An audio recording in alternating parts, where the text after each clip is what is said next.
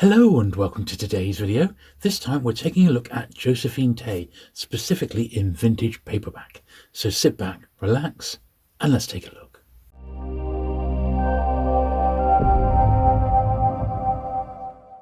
Josephine Tey was a pseudonym used by Elizabeth McIntosh. She was born in July 1896 and passed away in February 1952. She was a Scottish author, best known for her 8 novels that she wrote under the Josephine Tey pseudonym. 5 of these novels feature the Scotland Yard detective Inspector Alan Grant, although the character does make a minor appearance in The Franchise Affair. So we'll cover the Inspector Grant novels first of all, and this is the very first one here, which is The Man in the Queue. And this was first published in the UK in 1929. And I will do a little brief summary of each story so you can see if these are going to take your fancy. So The Man in the Queue then. A young man is stabbed in the back with a stiletto dagger while waiting in the queue for one of the final West End performances of a hit musical comedy. None of those near to him in the queue appear to have any motive for killing him. Inspector Grant is brought onto the case and he follows several painstaking leads, including one that takes him to Nottingham without any serious evidence. Eventually he traces a potential suspect to the boarding house of the dead man and tracks his landlady to a remote hideaway in the west coast of Scotland. After some effort and tracking and arresting his man, Grant begins to have doubts as he brings him back to London on a murder charge. As the young man is brought before an inquest, Grant expresses his misgivings to his superior, but his doubts are brushed aside. Grant attempts to pursue another possible suspect, leads to nothing, and he is almost forced to concede defeat. Just then, a most unexpected figure comes forth to reveal the truth of the stabbing in the queue.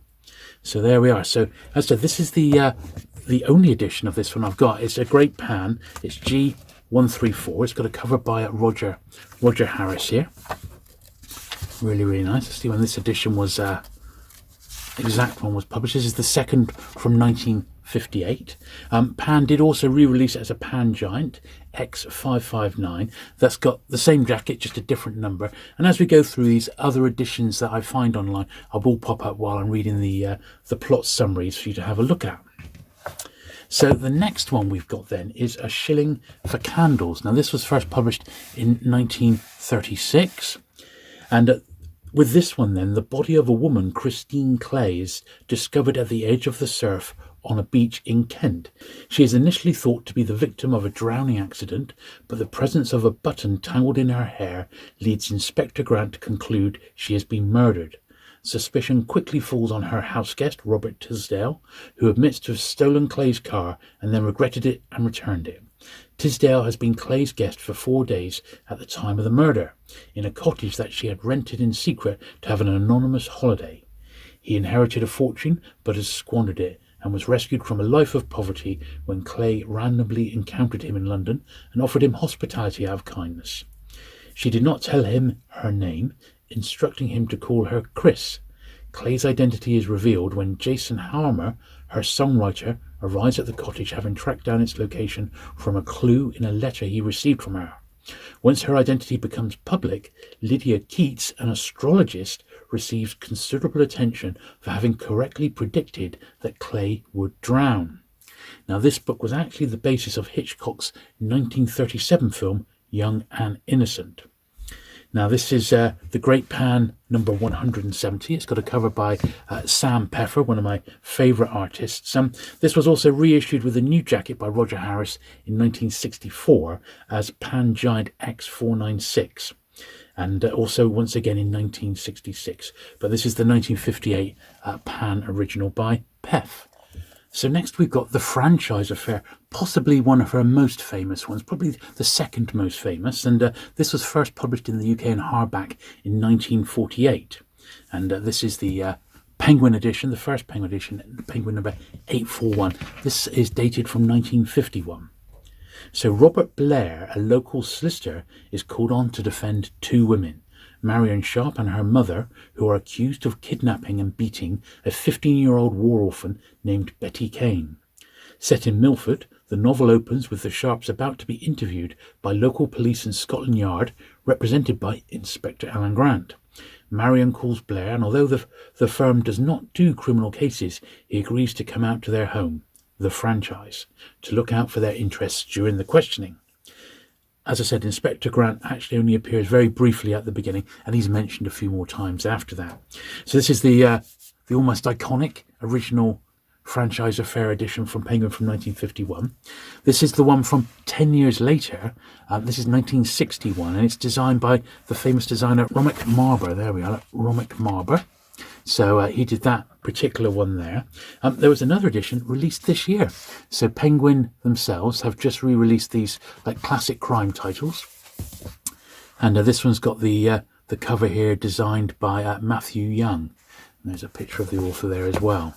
So yeah, definitely one of her more famous ones. And there have been lots and lots of editions of this over the years. But I think out of all of them, I prefer the most classic one. I think it's absolutely great. So that's the franchise affair. So next we've got To Love and Be Wise, which was first published in 1950. And this is the original, quite early Pan Books edition from 1953. This is Pan main series number 259. Bit of a more sort of basic cover there by Carl Wilton. So the plot of To Love and Be Wise then. When Hollywood star photographer Leslie Searle disappears from a remote English village, gifted Inspector Alan Grant is called in to investigate. But what would bring such a successful individual to the village? And was his vanishing his own doing, or did something eerie occur at the hands of an unsuspected culprit? Well, maybe indeed. Now, it did. That was the first Pan edition from 1953. Then in 1959, it got re-released with possibly one of my all-time favourite Pan jackets. It's by, once again, my favourite cover artist, Pef. That's a re-release of it. This is the first printing there. So you got side by side. Absolutely beautiful, beautiful artwork. And you can just imagine the detail and the time that's gone in to producing such a really, really beautiful cover. And part of this was used once again as a later reissue as Pan Giant 381 from 1965. So that is To Love and Be Wise. Good one.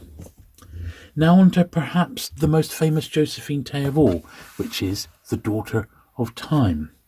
And this was first published in 1951 in hardback in Great Britain, and it's an absolute classic. So Scotland Yard Inspector Alan Grant is feeling bored while confined to bed in hospital with a broken leg. Marta Hallard, an actress friend of his, suggests he should amuse himself by researching an historical mystery. She brings him some pictures of historical characters. Aware of Grant's interest in human faces, he becomes intrigued by a portrait of King Richard III. He prides himself on being able to read a person's character from his appearance, and King Richard seems to him a gentle, kind and wise man. Why is everyone so sure that he was a cruel murderer? With the help of other friends and acquaintances, Grant investigates Richard's life and the case of the princes in the tower, testing out his theories on the doctors and nurses who attend to him. Grant spends weeks pondering historical information and documents with the help of Brent Carradine, a likeable young American researcher working in the British Museum. Using his detective's logic, he comes to the conclusion that the claim of Richard being a murderer is a fabrication of Tudor propaganda, as is the popular image of the king as a monstrous hunchback. Now, this particular book was voted the greatest crime novel of all time by the British Crime Writers Association in 1990. And this one here is the Penguin main series, number 990, from 1954. So the next book released was The Singing Sands in 1952. So on his train back to Scotland for a well-earned rest, Inspector Grant learns that a fellow passenger, one Charles Martin, has been found dead. It looks like a case of misadventure, but Grant is not so sure. Teased by some enigmatic lines of verse that the deceased has apparently scrawled on a newspaper, he follows a trail to the remote Outer Hebrides. And though it is the end of his holiday, it is also the beginning of an intriguing investigation into the bizarre circumstances shrouding Charles Martin's death. So this is the first Pan paperback edition from 1955. It's Pan number 355 with a cover by Sachs.